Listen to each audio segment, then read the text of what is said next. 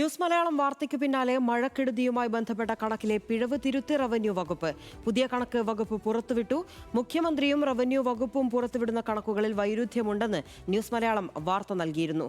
സനിസ വിവരങ്ങളുമായി ചേരുന്നുണ്ട്. സനിസ, അതായത് പ്രകൃതിക്ഷോഭങ്ങളുടെ ചുമതലയുള്ള വകുപ്പാണ് റവന്യൂ വകുപ്പ്.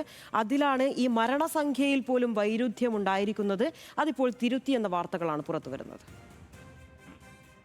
നമുക്കറിയാം, ഈ പ്രകൃതി ദുരന്തങ്ങൾ, ഈ ഒരു ദുരന്ത നിവാരണവുമായി ബന്ധപ്പെട്ട ഏകോപനം റവന്യൂ വകുപ്പിനാണ് നൽകിയിരിക്കുന്നത്. കൂടാതെ തന്നെ ഇതുമായി ബന്ധപ്പെട്ട് ഈ മരണപ്പെട്ടവരുടെ കുടുംബങ്ങൾക്ക് നാശനഷ്ടങ്ങൾ സംഭവിച്ചവർക്കും ഒക്കെയുള്ള ദുരിതാശ്വാസ ഫണ്ടുകളും റവന്യൂ വകുപ്പിലൂടെയാണ് നീങ്ങേണ്ടത്. ഈ ഒരു സാഹചര്യത്തിലാണ് വകുപ്പിൽ നിന്നും വലിയ തരത്തിൽ കണക്കുകളിൽ വീഴ്ച സംഭവിച്ചത്.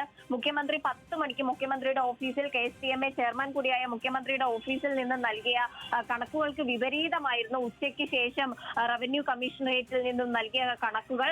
അതും വളരെ തെറ്റായ രീതിയിലുള്ള കണക്കുകളായിരുന്നു നൽകിയത്. മരണസംഖ്യയിൽ വരെ വലിയ തരത്തിലുള്ള വൈരുദ്ധ്യമായിരുന്നു. ന്യൂസ് മലയാളം ഈ വാർത്ത നൽകിയതിനെ തുടർന്ന് ഇപ്പോൾ പിഴവ് തിരുത്തിയിരിക്കുകയാണ് റവന്യൂ വകുപ്പ്. നിലവിൽ മഴക്കെടുതിയിൽ മരിച്ചവരുടെ എണ്ണം 11 സ്ഥിരീകരിച്ചതായി റവന്യൂ വകുപ്പ് പുറത്തുവിട്ടിട്ടുണ്ട്. 273 ദുരിതാശ്വാസ ക്യാമ്പുകളിലായി 7674 പേരെ മാറ്റിപ്പാർപ്പിച്ചിട്ടുണ്ട്. നാശനഷ്ടം സംഭവിച്ചവർക്കുള്ള ദുരിതാശ്വാസം, നഷ്ടപരിഹാരം സമയബന്ധിതമായി നൽകുമെന്നും 30 വീടുകൾ പൂർണ്ണമായി നശിച്ചിട്ടുണ്ട്. 293 വീടുകൾ ഭാഗികമായി നശിച്ചിട്ടുണ്ട്. ഈ വില്ലേജ് ഓഫീസർമാരോട് റിപ്പോർട്ട് തേടി സമയബന്ധിതമായി നഷ്ടപരിഹാരം നൽകുമെന്നുമാണ് ഇപ്പോൾ റവന്യൂ വകുപ്പിൽ നിന്ന്, റവന്യൂ മന്ത്രിയുടെ ഓഫീസിൽ നിന്ന് തന്നെ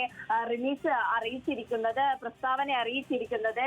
എന്തായാലും ന്യൂസ് മലയാളം വാർത്തയെ തുടർന്നാണ് ഇത്തരത്തിൽ പെട്ടെന്ന് തന്നെ ദ്രുതഗതിയിൽ ഒരു റിപ്പോർട്ട് പുറത്തുവിടാൻ റവന്യൂ വകുപ്പ് തയ്യാറായത്. എന്തായാലും വലിയ തരത്തിൽ കഴിഞ്ഞ 2 ദിവസമായി നാശനഷ്ടങ്ങൾ, വലിയ മഴക്കെടുതിയുമായി ബന്ധപ്പെട്ട് ഒട്ടേറെ പ്രശ്നങ്ങൾ സംസ്ഥാനത്തുണ്ട്. ഇനിയെങ്കിലും റവന്യൂ വകുപ്പ് ഉണർന്ന് പ്രവർത്തിച്ചില്ലെങ്കിൽ അത് വലിയ ദുരന്തത്തിലേക്കായിരിക്കും നയിക്കുക.